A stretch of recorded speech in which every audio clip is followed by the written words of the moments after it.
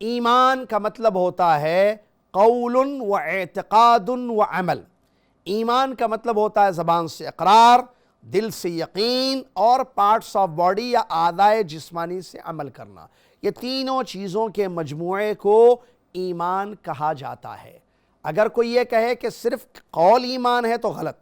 اگر کوئی یہ کہے کہ صرف دل میں جو یقین ہوتا ہے اس کو ہم ایمان کہیں گے، یہ بھی غلط۔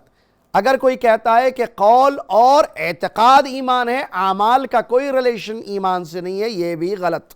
صحیح بات یہ ہے کہ تین چیزوں کے مجموعے کو ایمان کہتے ہیں۔ قول زبان سے اقرار، اعتقاد دل سے یقین، عمل جو پورے پارٹ سے ہوتا ہے اعضائے جسمانی سے۔ ان تین چیزوں کے مجموعے کو ایمان کہا جاتا ہے۔ ایک بات۔ دوسری چیز، یہ ایمان بڑھتا بھی ہے گھٹتا بھی ہے۔ وہ کس طرح؟ انسان اگر نیکیاں کرے گا، اچھے ماحول میں رہے گا، رمضان جیسے بابرکت میں زندگی گزارے گا مہینے میں، تو اس کا ایمان بڑھے گا۔ انسان اگر گناہوں کی زندگی میں پڑے گا یا ایسے ماحول میں رہے گا جہاں گناہ اور معاصی ہوتے ہیں، اس کا ایمان گھٹے گا۔ تیسری ضروری بات، یہ جو ایمان ہے یہ ایک لیول کا نہیں ہوتا ہے کہ آپ کا ایمان، میرا ایمان، ایک عالم کا ایمان، ایک جاہل کا ایمان، صحابہ کا ایمان، ہم مسلمانوں کا جو ایمان ہے سب ایک درجے کا ہے۔ نہیں، لیول سے ان کے ایمان کا لیول بہت اونچا ہے۔ صحابہ کا ایمان، ہمارا ایمان بہت، وہ بھی مانتے تھے اللہ کو، رسول کو، ایمان تھا ان کے پاس بھی، ہمارے پاس بھی ایمان ہے۔ کیا صحابہ کا جس درجے کا ایمان تھا کیا ہمارا وہی درجے کا ایمان ہے؟ ہرگز نہیں۔ بلکہ اگر آپ غور کریں، صحابہ رضی اللہ عنہم اجمعین کے درمیان ایمان میں درجات تھے، ورنہ اعمال میں تو سب برابر تھے۔ میں آپ کو ایک اہم فائدے کی بات بتاتا چلوں۔ ابو بکر صدیق رضی اللہ عنہ، پہلے خلیفہ، ان کا جو لیول ہے، ان کا جو مقام ہے صحابہ میں، وہ سب سے اونچا ہے۔ نبی صلی اللہ علیہ وسلم کے بعد اس امت کے سب سے بہترین شخص ابو بکر صدیق رضی اللہ عنہ۔ کیا وجہ؟ کیا ان کا عمل حضرت عمر سے زیادہ تھا رضی اللہ عنہ؟ کیا ابو بکر صدیق رضی اللہ عنہ کا عمل عثمان رضی اللہ عنہ یا علی رضی اللہ عنہ یا اس کے بعد جو صحابہ تھے، عشر مبشرہ یا عام صحابہ، ان سے زیادہ تھا؟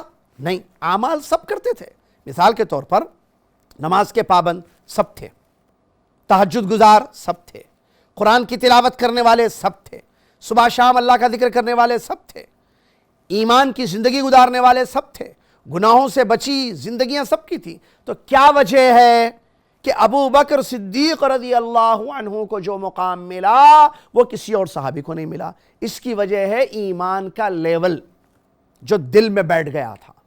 ایک سلف کا قول ہے بہت اچھا، کہتے ہیں ابو بکر صدیق رضی اللہ تعالیٰ عنہ جو آگے بڑھ گئے اپنے کثرت صلات، کثرت صوم کی وجہ سے نہیں، زیادہ نمازیں، زیادہ روزے کی وجہ سے نہیں، بلکہ شیء وقر فی قلبہ، جو دل میں ان کا ایمان بیٹھ گیا تھا مضبوط، اس وجہ سے ان کو وہ درجہ ملا جو ان کے بعد کسی صحابی کو وہ درجہ نہیں ملا، حالانکہ سب اچھے اچھے مومن تھے۔ تو اس سے ہمیں یہ بات معلوم ہوتی ہے کہ ایمان کے درجات ہوتے ہیں۔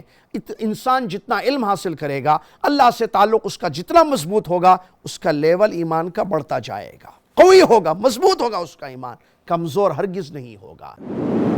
مرسی ٹی وی کے مزید ویڈیوز کے لیے ہمارے چینل کو سبسکرائب کریں اور بیل آئیکن کو ضرور دبائیں۔ جزاک اللہ خیرن۔